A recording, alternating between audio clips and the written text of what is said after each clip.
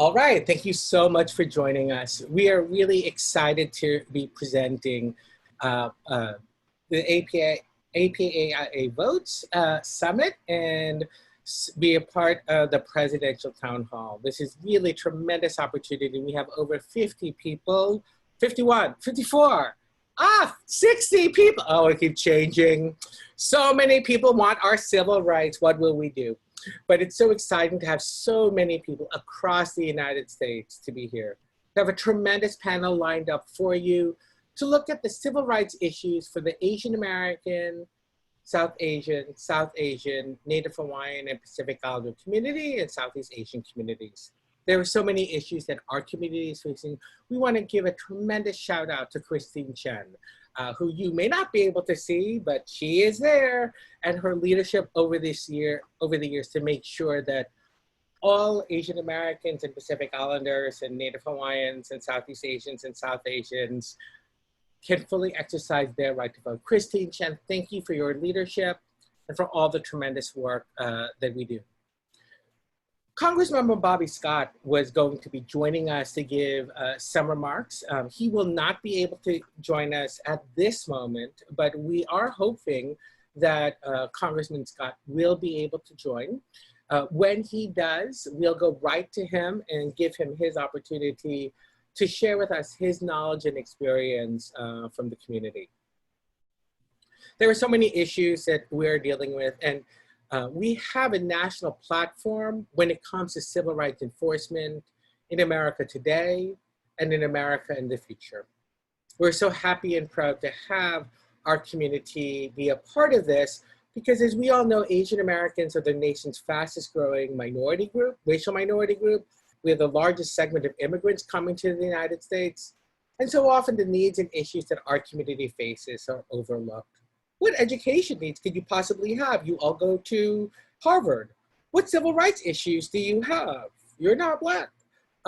We too have a narrative that is important. There are real issues that we face at Harvard. There are real issues that we face as African Americans. And we support those and we fight for those. And we have issues on the civil rights agenda that NHPI and the coalition of Asian Americans and Pacific Islanders across the United States have been putting out there. So, since we don't have Congressman Scott, let me introduce how this panel will go. Now, if you have questions, feel free to put into the chat. We'll take questions at the end. We will give two individuals to give a local perspective, both from the Coalition of Asian American Leaders, who's in Minnesota, and Bo is tremendous in the work that you have been trying to do and shouldering in this very difficult time. And then Esther Lim from Asian Americans Advancing Justice. Hopefully we'll be able to join us to talk about voting rights in Georgia and some of the issues that you've been seeing in the news. From there, we will not yet take questions. We will go into an overview of civil rights issues in the NHPI 2020 policy platform. And we're so happy to have Lakshmi from SALT, South Asian Americans Leading Together, the executive director, and SALT has been doing some tremendous work over the years, and Marita from Asian Americans Advancing Justice, AAJC, really leading our voice and our community's fight in Congress, the federal agencies, and the White House. They'll go over the platform. I'll share a little bit over some of the work. Oh, I forgot to say who I am.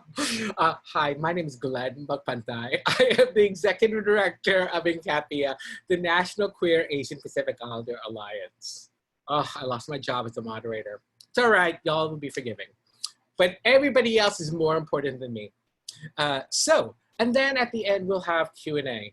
Please put your comments down in the chat. We would love to... Oh, okay, got it. I heard that in my little sound ear. Thank you very much for telling us this. So we will go into our conversation. Put your comments or questions in the chat. We want to try to encourage as many people to give a voice and share as many voices as possible. So the panelists will be moderating that. I'll be doing that. Let's start off with our first local perspective Bo, Tao, or Rabe. Bo. Hi.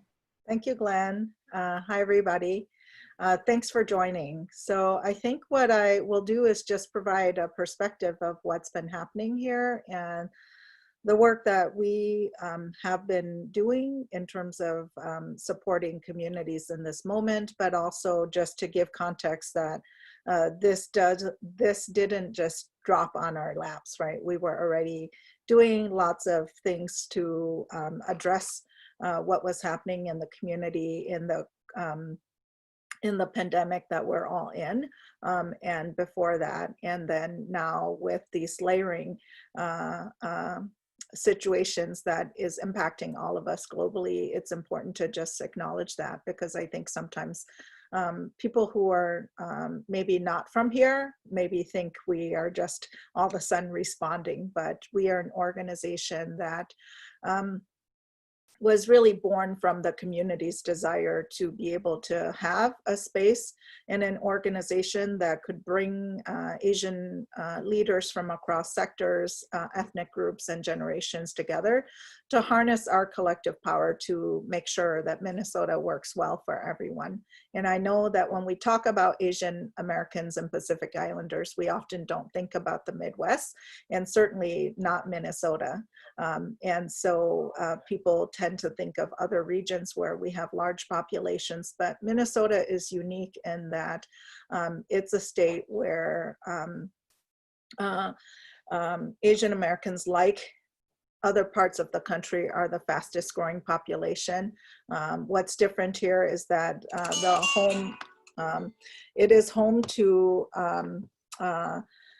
about 275,000 Asian Minnesotans, and 60% of those are Southeast Asians who came here post the wars in Southeast Asia. So their presence here is felt, and I think understood in a different way, where in other areas, Southeast Asians might make up less than 10% of the Asian American population. Here it is the majority. And it's a community that is disproportionately still suffering and in poverty. It's a community that has not always been included when we talk about education or economics or those kinds of things, because we also are impacted by the model minority myth, right? Or the stereotypes about universal success of Asian Americans and things like that. It's a community that knows and has faced police brutality, because when we talk about Asians who have been killed or have been harmed by the police, it's this community. And we continue to see it. And last December, there was an incident in North Minneapolis that where the police were called, and the victim was shot over 120 times in the home. And then the victim was killed, and it was also a Hmong man. So those are experiences that this community knows, and it's also a stereotype that this community continues to fight against. And it's the reasons why we work on making sure that our complex the complexities of our communities are understood, and that they help to guide how we do our work when we talk about equity, and when we talk about justice, and when we talk about liberation, and all of those things, right? I think in this moment, obviously, for us here at Cal, as I said, we were already working on racism in particular, as we heard about the increasing incidence of anti-Asian sentiments. And we also know that there were incidences that involved communities of color, right? And so we work from the perspective that it's really important for us to work on those things from a policy place, but also to make sure that we do not further criminalize Black and Brown communities.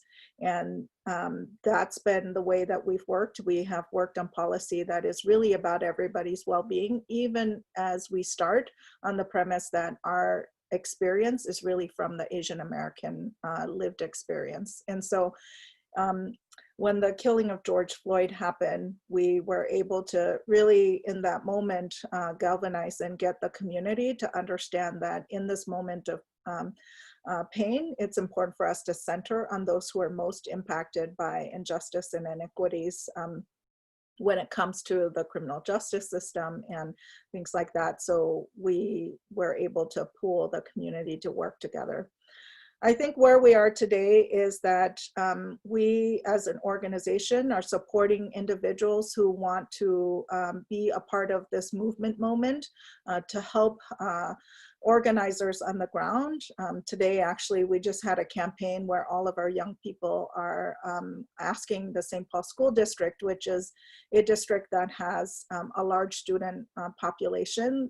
Asian students are the largest student population in that district, and asking them to do away with their contract with the police department. So from that very kind of local action to then also interpreting the demands of communities who are on the streets protesting and calling for justice and calling for dismantling of systems that have never worked for Black and Brown people, to think about what does that look like in the hallways of those who we elect and put into office to interpret those demands and make rules and laws and determine how resources get reinvested in communities.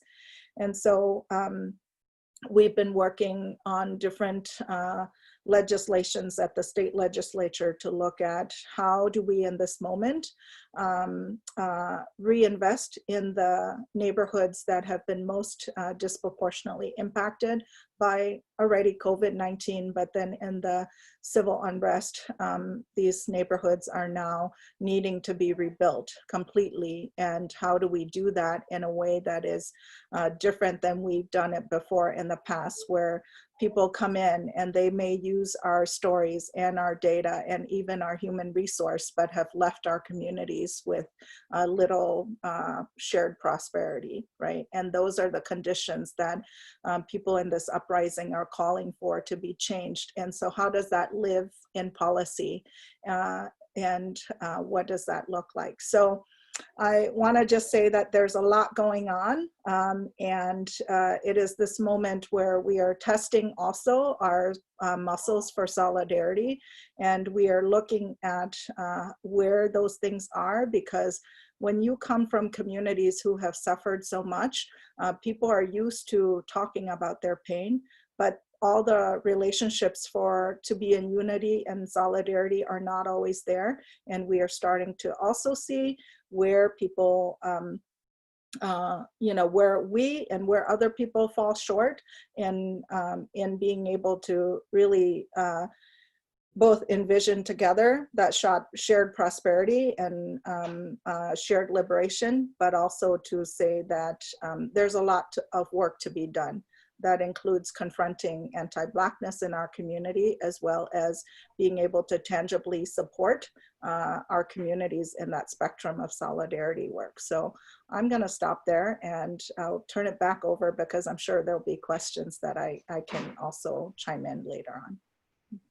That was great. Thank you so much, Bo, for those comments, and thank you for just holding up, just hanging on, and the tremendous challenges and the real issues that you were facing in Minnesota for our community. We have all seen the media, and it's rough. And thank you for being that leader that you are. Someday I'll share my Bo story from another time in another organization, but she showed me how to do the work. You can do it too. Yes. I'd like to turn it to our panel now, Marita and Lakshmi, who were so excited to present the NHPI 2020 policy platform. Lakshmi, you want to go first? And then turn it over to Marita. Sure, great, thank you. It's great to be here with everyone. And thank you so much, Bo, for grounding us. It's so critical that our work as a national coalition and as national organizations is really grounded in what's happening in our local communities. So just to kind of kick off the conversation, we have several components of an NHPI civil rights policy platform, but I think one of the major pieces is around racial profiling and hate violence. So I'll take a couple minutes to kind of ground us in some of the, I think, challenges that we've seen over the years in our communities. And then Marita will take it from there to round out the platform. So I think, this broad theme around racial profiling, I think it's so critical. And I think especially given in this moment for us to really understand that a lot of the infrastructure around racial profiling that we are contending with as Asian American communities was actually essentially and first and foremost built to dismantle, undermine, and really violently repress Black liberation movements and other movements. And so those have really evolved and expanded to target our communities more recently. And so I think, a couple of the things that we're seeing right now, a couple are specific to Muslim, Arab, South Asian communities, and I think several, of course, apply across the broader Asian American community. So the first of which is, I think folks are familiar with, the Countering Violent Extremism Program, which has now been rebranded to the Targeted Violence and Terrorism Prevention Program, which has pretty disproportionately and singularly targeted Muslim communities. And so that is, it's a grant program that the government has set up for mainly Muslim communities to apply for, and essentially it's used as a way to surveil our communities. And so that is something that I think we will continue to fight going forward. Many of us are familiar with the Department of Justice guidance that was initially issued in 2003 following 9/11 and revised again in 2014 under a Democratic administration, but it still has many loopholes around the ways in which federal government agencies are allowed to engage in racial profiling based on national security or border security issues. And so again, another opportunity for us to continue pushing back against that. I think folks are very familiar, of course, with the Muslim ban, another piece around racial profiling that impacts our communities. And so it'll be really critical for us to continue fighting to reverse that policy. And the No Ban Act is a piece of legislation that was introduced in the House, and we were really hoping that it would be something that could have been heard in the Senate. And of course, with all of the other priorities with the coronavirus and everything, it was not taken to the next level. So again, that's another area that I think we will definitely be focusing our efforts on around racial profiling. A couple of other pieces around hate violence in particular. I think we, are really thinking about in this moment, Bo talked about this also, but what is sort of our relationship to and reliance on law enforcement? I think there's been a really important conversation anchored in our broader API community recently about the increase in hate violence that we have seen in response to COVID-19 that has been primarily targeting Chinese Americans and those who are racialized as such. And that's something we're really familiar with in the Muslim, Arab, and South Asian community, having experienced violence following 9/11 for those who are racialized as Muslim in particular.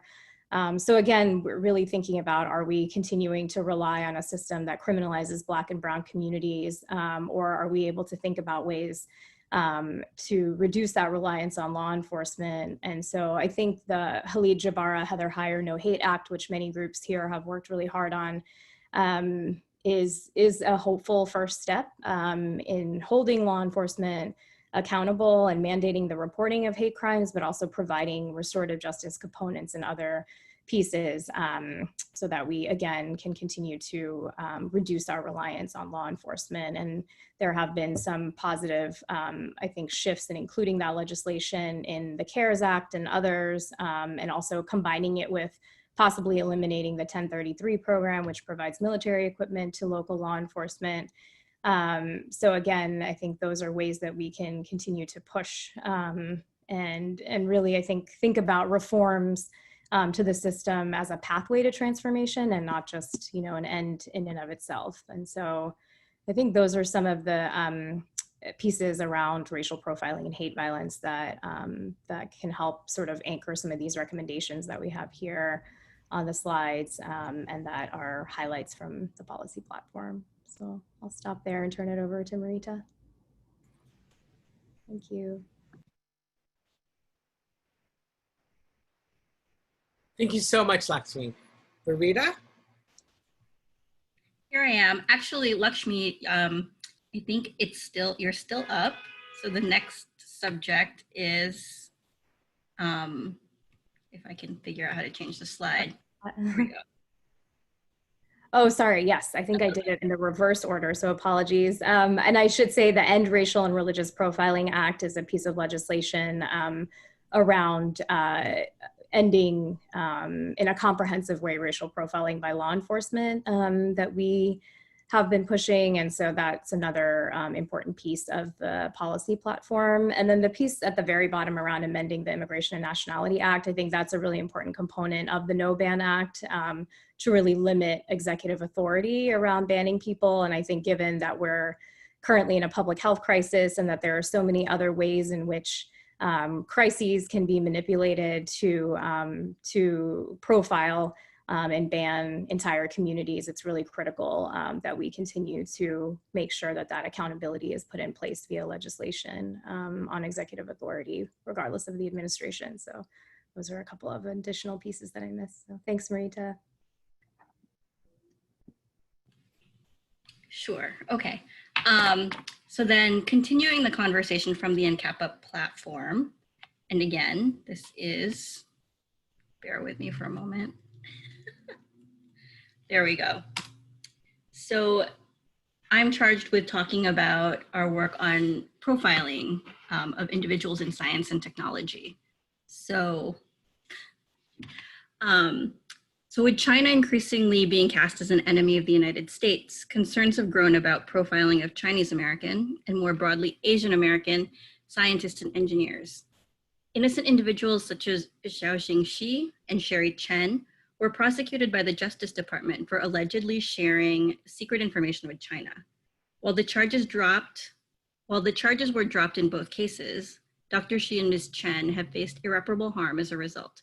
Cases like this raise the prospect that the government, motivated by concerns about espionage by the Chinese government, is attempting to ensnare Chinese Americans. Furthermore, many Chinese Americans, Asian Americans, and immigrants who are federal employees, contractors, recipients of federal grants, and those whose jobs require security clearances have been impacted by undue suspicions regarding their loyalties. Such profiling has also resulted in problems for Chinese researchers and students studying in the United States. So our recommendations include review and assessment of economic espionage cases to uncover and address bias and discrimination, greater transparency for the Justice Department and the FBI's investigations and prosecutions to assure public accountability, and direct engagement with impacted communities to address their growing fear and mistrust. So the next section of the platform that I will cover is voting rights. Obviously important all the time, but particularly in an election year, this is central. We know that the right to vote is the cornerstone of US democracy, and it's critical that the right to vote is not only preserved, but expanded. On the state and local level, Asian American and Native Hawaiian and Pacific Islander voters are proving key in tight electoral races. Asian Americans and NHPI are already 5% or more of the citizen voting age population in 8 states, including California and Hawaii, where they are over 10% of the citizen voting age population. Since 2012, the number of Asian American and NHPI serving organizations participating in National Voter Registration Day has more than doubled. Even before elections were upended by the COVID-19 pandemic, Asian American and NHPI communities faced barriers to voting.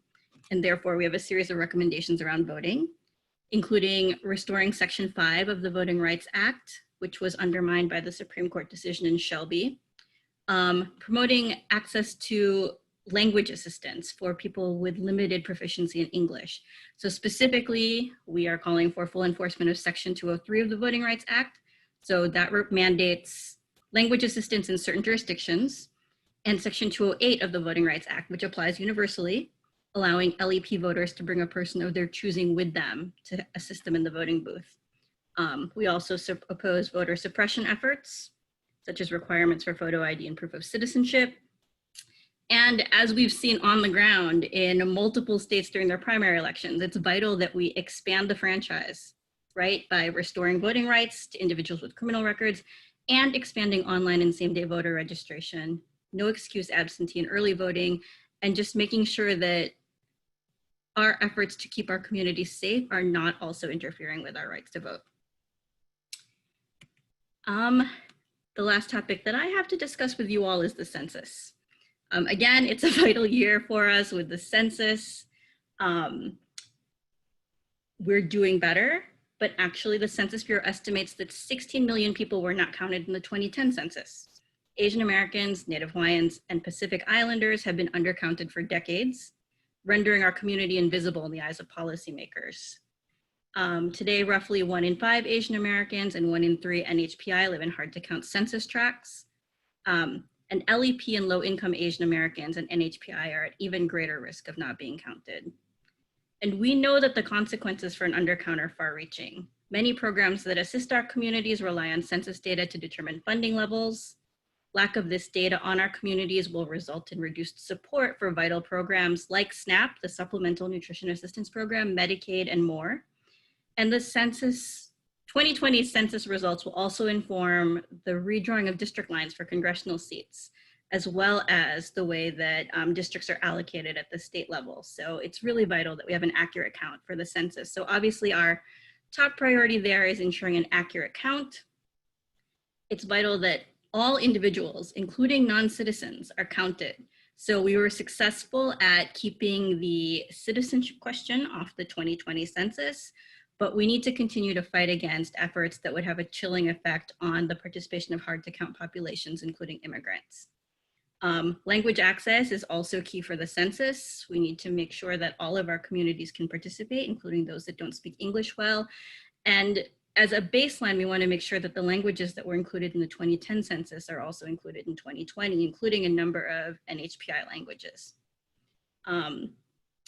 We know that the census is increasingly moving online, although you can still fill out your paper form, and we feel that it's important that the paper form be provided in all the same languages as the online questionnaire. And finally, a component of the census that perhaps people are not as aware of is the American Community Survey. So the census is every 10 years. ACS is administered all the time to a random sampling of people, but so we need to make sure that our communities are aware of the ACS and that the information collected through the ACS is disaggregated as much as possible, and that our communities know about it and understand why their participation is important. So those are the 3 prongs of the policy platform that I was meant to cover, and now I will turn it over to Glenn.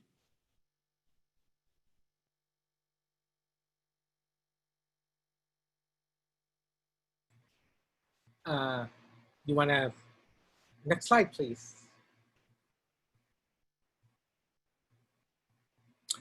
There you go. Hi, I'm back. Thank you so much for being here, and thank you, Lakshmi and Marita, for the great presentation on so many issues.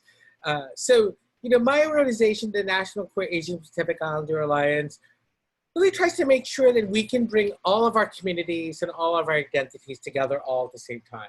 We are both Asian, Native Hawaiian, Pacific Islander, South Asian, and we are also, oh. Hey, Marita, you canceled that on me. I have been erased. Oh, it's terrible. So I'm sure Marita's gonna put them back. So just at the moment as I talk about how important queer people are, we're laughed out, of course. No, I'm just kidding.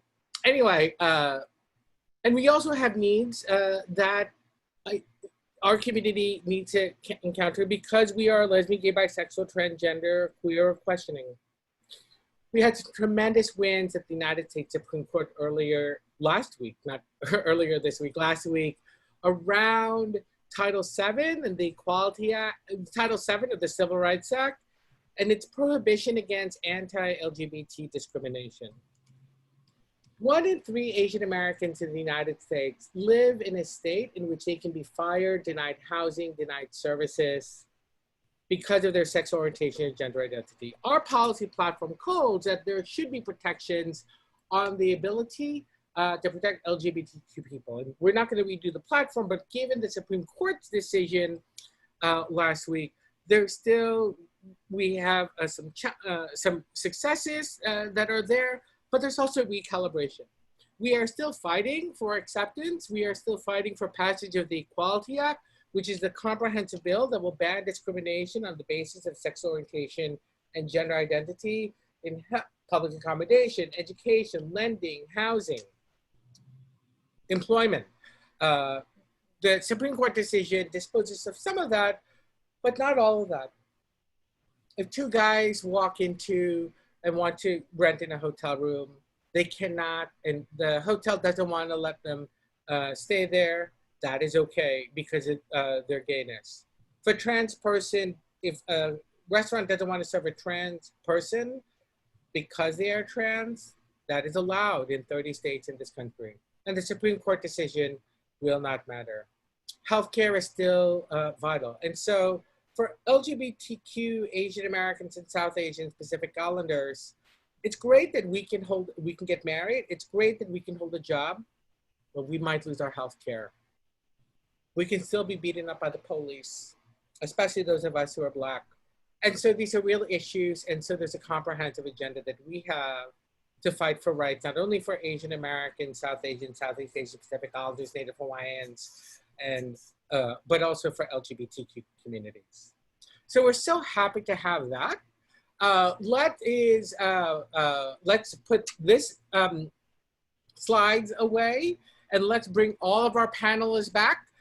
Can we, I guess you're all on mute, but can we give our presenters a round of applause? I'm gonna try something, hold on. Wait, I'm risking this, but I'm gonna try it anyway. I'm going to try, can I unmute everybody? No, I probably can't. I was gonna unmute everybody and have you all show your appreciation by clapping just like it's 7 o'clock, but that's fine. Let's all do it anyway, yay! Thank you panelists for, oh, look at all the engagement that we have with all these names and no pictures. But that's okay, we know that you have our lives and love in your hearts. So let's open it up to our first question. Oh wait, is Mr. Scott here, Congressman? The congressman has not arrived at this point, Glenn. Well, that's okay. We hope that he will join us shortly. Thank you, Victoria. Let's continue with questions for our panelists. Oh, look at all the collapse that happened in the chat. A message from Christine. Please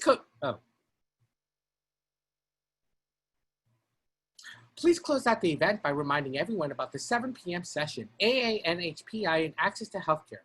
Also, please tune in for the rest of this week's policy briefings, and don't forget the Presidential Town Hall this Saturday at 3 o'clock. Thank you, Robin. Are there other questions? Ashley Chung has a question about intersex communities. And what's exciting is I believe the Supreme Court decision is inclusive of intersex communities, but there are major health concerns. Yes, intersex communities are overlooked and underrepresented in our communities. There's actually some great narrative. T.C. Duong has a wonderful article out about the intersectionality of being Asian, Southeast Asian, and intersex. I would encourage you to read it. There is, for those of you interested in the healthcare issues facing intersex communities, please tune into the healthcare town hall, session, summit, workshop that's happening on health. Let's see if there are other questions. Glenn, I think there may have been a question in the Q&A box from Ben. Yes, please. Lakshmi, you want to restate the question and then let's try to answer it? Sure. I don't know which one of us can answer it, but so the question from Ben here is around where does political representation for Native Hawaiians and Pacific Islander territories sit in NCAPA's committee structure? Perhaps is that in our committee, in the Civil Rights Committee? And then the second piece around, will there be an opportunity to think about how NCAPA might support the bill to give 30,000 API residents of District of Columbia full political representation by making DC the 51st state? So DC statehood, always repping hard. Yeah. So thanks for reading that, Lakshmi, and thanks, Ben, for the questions. Your first question is very inside baseball. Where do NHPI issues and representation for Native Hawaiians and Pacific Islander territories sit within NCAPA's committee structure? I will respond just by saying that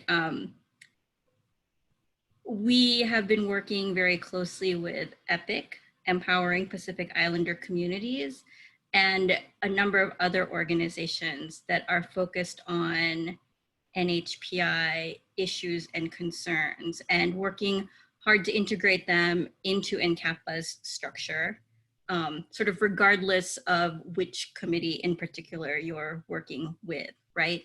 And there is at least one, if not more than one session in this summit dedicated to NHPI issues. So I encourage people to take a look and sign up for those. As for DC statehood, way to represent, Ben, I don't know that NCAPA has taken a position on that. Lakshmi, I invite you to chime in. Certainly as a DC resident, I'm all for it. But I think we would have to discuss whether there is something in particular that, like how NCAPA would go about formulating its position and determining how we might support that. Yeah, thanks, Marita. I would agree with that. And just given the national scope of the coalition and yeah, weighing in on individual, I think states, not necessarily under the purview of the committee, but definitely I think would be an important precedent for the country. So something for us to consider.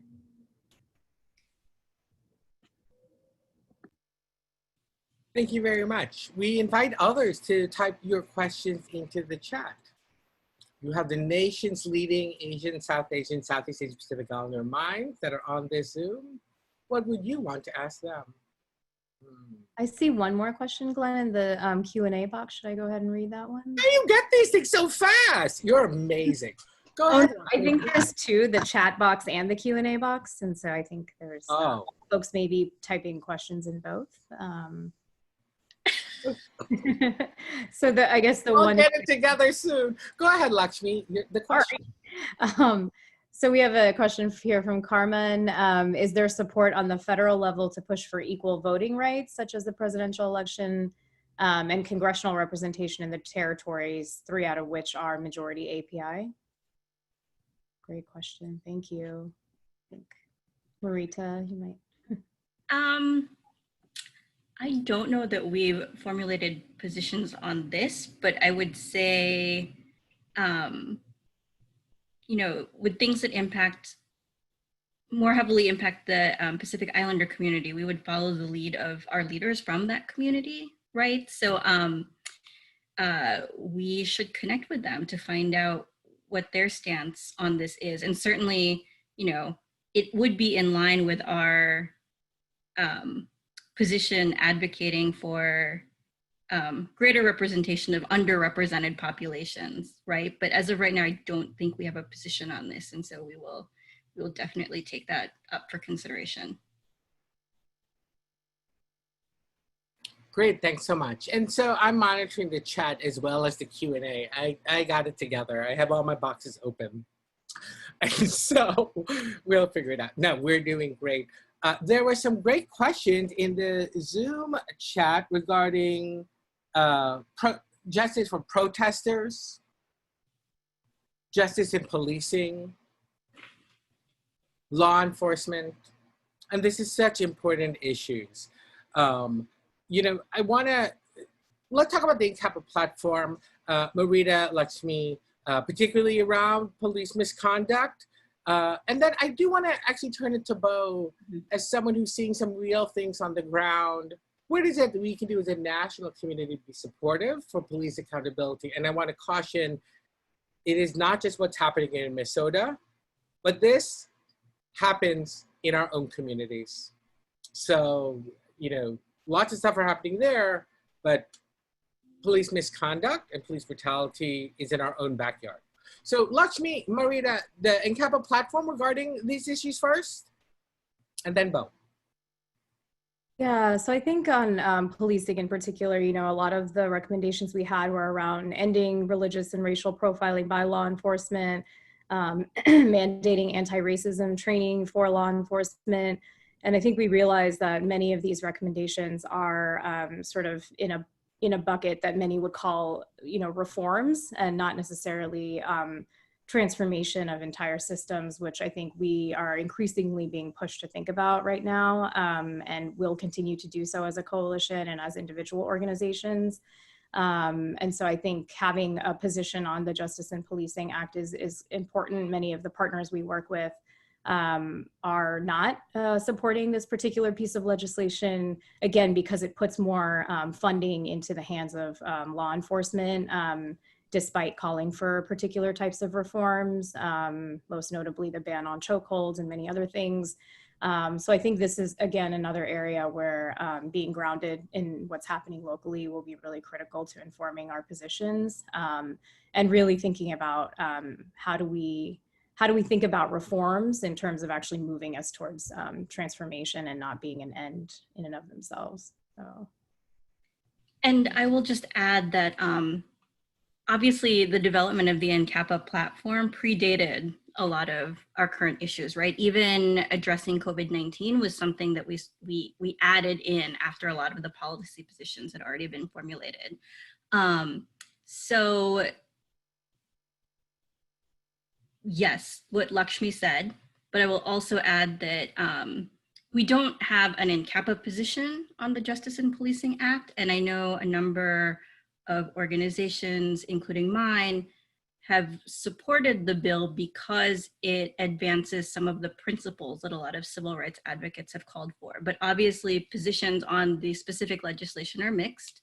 And so I'll leave it at that. There's a difference of opinion, and we are still working through whether we will come up with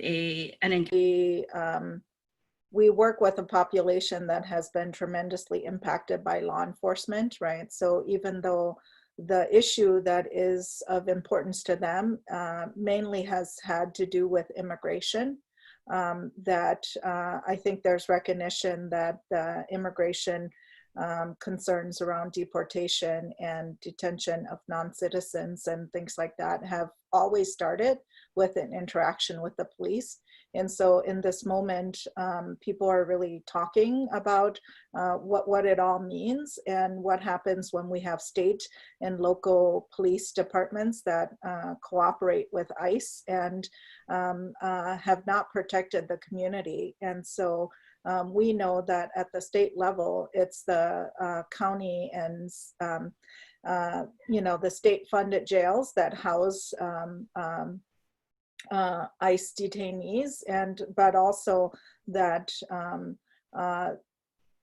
for the interactions that get them into immigration situations always start with a police interaction. And so it isn't important for us to make sure that we don't disconnect these issues. It's not separate for communities, but also as we are working on, we were working on strengthening protection for civil rights, but also trying to clarify some hate crimes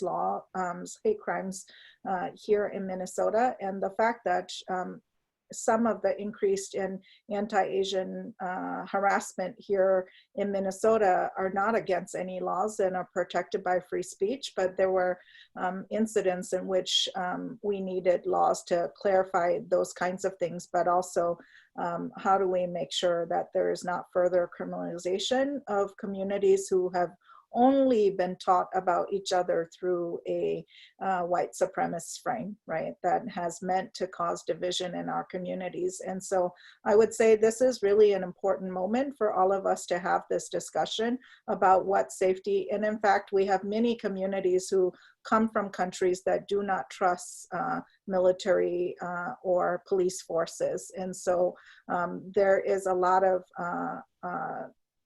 context there.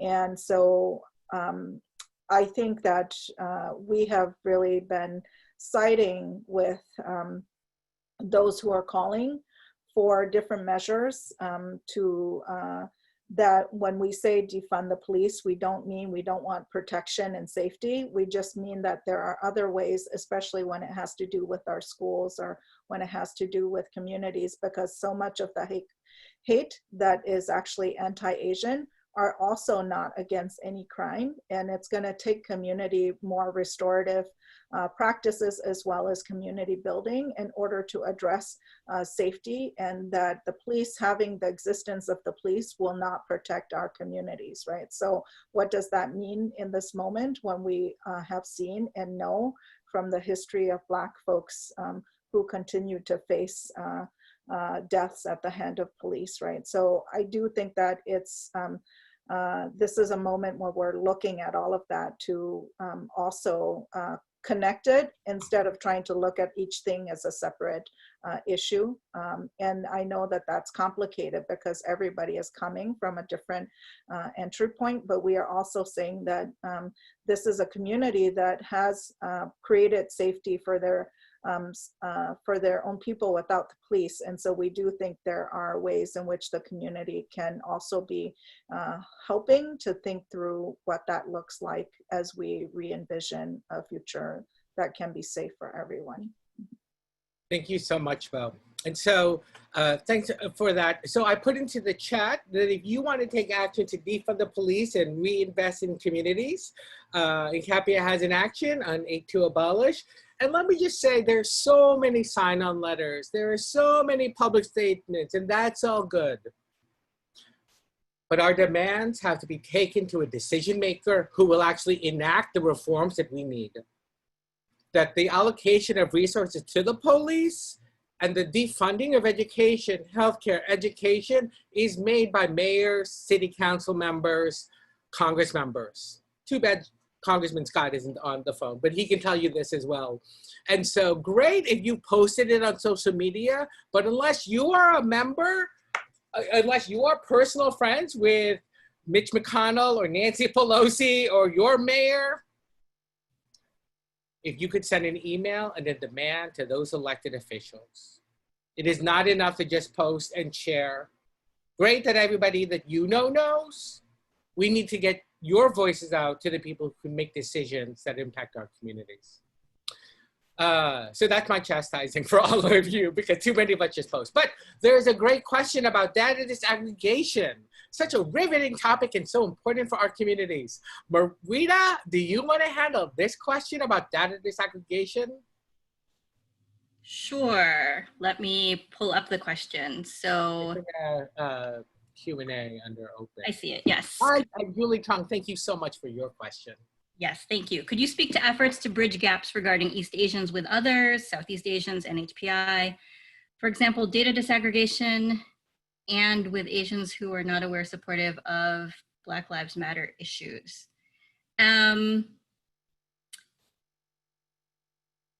Okay, well, let me break this up a little bit because I'm not sure how to answer it all together, but yes, data disaggregation has been a core component of NHPI's advocacy from the beginning.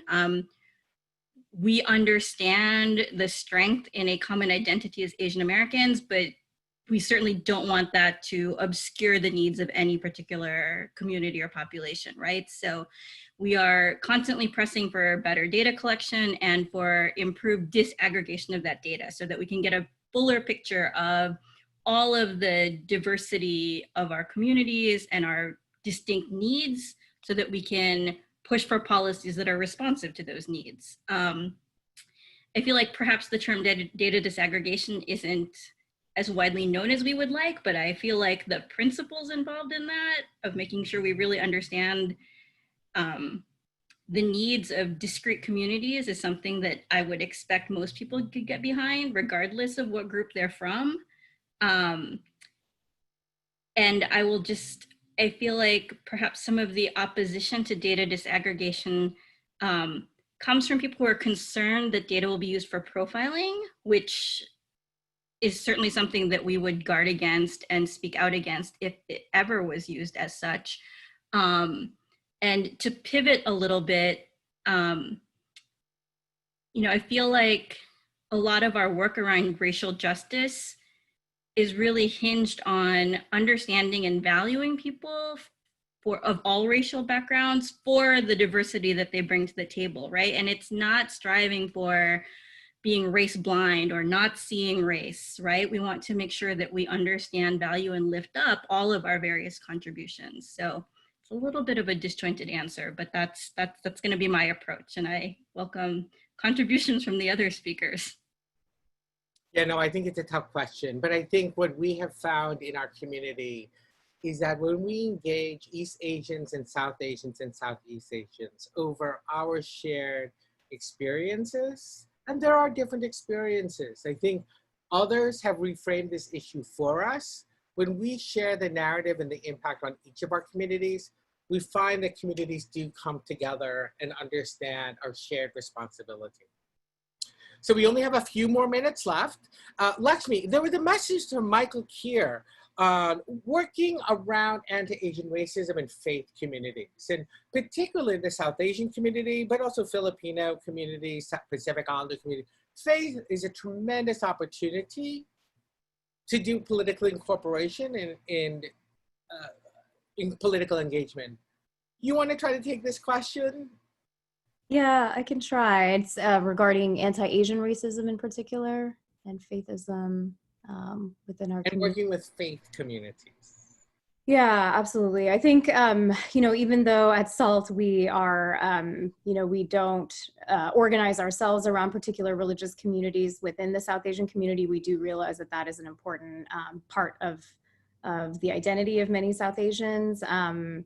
And we, I think specifically Muslim and Sikh communities have experienced violence in this country in very different and disproportionate ways than other parts of the South Asian community who may identify as Hindu. And so those are conversations that we're always having around how we're talking about hate violence in particular. And then I think, again, as it relates to this conversation, you know, we are also challenging ourselves, especially in Hindu upper caste communities, to think about how anti-Black racism is also deeply connected to caste and colorism in our communities. And so that, again, is another conversation that isn't necessarily rooted in faith, but is something that is associated with with religion and culture. And so something that we think is really critical to interrogate right now within our communities. Yeah, realizing that, of course, racism and casteism are different, but that there are overlaps in sort of where a lot of those attitudes emerge in our communities and the ways in which we too can enact white supremacy as brown communities. So those are some of the things we're thinking about. Thank you so much, Lakshmi. And, you know, I think that there is a learning that so much of the anti-Asian hate that we have seen has been at the gurdwaras or at the mosques. People seem to forget that most of the world's Muslims live in Asia. And so people forget these experiences. You know, the Asian church, Chinese, Korean, Filipino, is only beginning to understand the need for political engagement. Some communities, I think Hindu, Sikhs, Muslims are more advanced, particularly since what's happened since 9/11. But there are still communities that need to understand that the work that Asian churches do is not just about salvation in heaven, but salvation here in the United States. So we are still working with them. We are still telling preachers and clergy that you must speak out for our concerns. And to the extent that you can help us do some of this work, that would be great. We only have a few more questions. Daniel Santos asked the question, how can we work to effectively build coalitions against diverse AA, NHPI community diaspora to make sure that our respective communities aren't just working in silos? I'll take this question. A central tenet in organizing is that you organize people from where they're at. We have to begin with people's personal realities and experiences, which to some extent is siloed, right? I tell the story of how I don't know any Asian American who's over 40. People over 40 they're Hmong, they're Chinese, they're Gujarati, they're Bengali, right? They are not Asian. People under 40 who are. And so we have to recognize those silos of identity, educate and learn, but then transition over to an understanding of how we have shared struggle and common cause. That in the immigration fight, the struggle for immigrants' rights affects both high-skilled workers and undocumented immigrants, because guess what? None of y'all get a green card either. In the struggle for police misconduct and defunding the police, Black Lives Matter, absolutely. But Southeast Asians and South Asians have had their own interaction with police misconduct as well. We have shared struggle in common cause. And so the strive and goal is to work collaboratively together and to back each other up, but recognize that so much of our community still needs to go through that first step of just, before they can get to allyship, they need to figure out their own political consciousness and awareness and see how there are struggles that we have. So let's take, thank you, Daniel, and thank you, JACL, for the great work that you are doing with Japanese Canadians. Let me turn it to our panel and just close out. And we'll go in reverse order, Marita, Lakshmi, and then Bo. Congressman Bobby Scott, I just heard over the Wi-Fi that he will not be able to join us, but he sends his regards and a strong message of solidarity for all of us. So let me just have each panelist give a 30-second closing remark, and then we'll wrap it up. Marita first, then Lakshmi. Ooh, 30 seconds. You're done. Okay, next, Lakshmi. No, I'm kidding. Thanks, Glenn. No, I mean, okay. We all have some work to do for ourselves, right? To educate ourselves and understand our own biases and try to work through those. So I would urge us all to start with ourselves. But, you know, with the call to action around the census and an election year, if you haven't already filled out your census form, do it. 2, if you are eligible to naturalize and you haven't, do it. If you are a US citizen who is not registered to vote, do that. And then for all of you registered voters, make sure you turn out on election day and get active. Thank you. I love that call to action, Marita. Excellent 3 parts. Lakshmi, your call to action or closing thoughts. Yeah, just really grateful for all of the feedback and really powerful and thoughtful questions that people have posed to us. I think, you know, when Marita and I and Glenn were talking earlier about the policy platform this week, it was about how can we maintain sort of an evergreen status for this. And I think what this really shows is that there are political moments that really, you know, call us to rethink sometimes our priorities and put them in a different context than we may have before. And so I think this is one of those moments. And so I thank all of you for giving us a lot to think about and how we continue to evolve the platform as we go. That's exactly the kind of feedback that we wanted for this. So thank you. Excellent. Thank you so much, Lakshmi. Bo, your thought or call to action? Yeah. Your closing thought or call to action?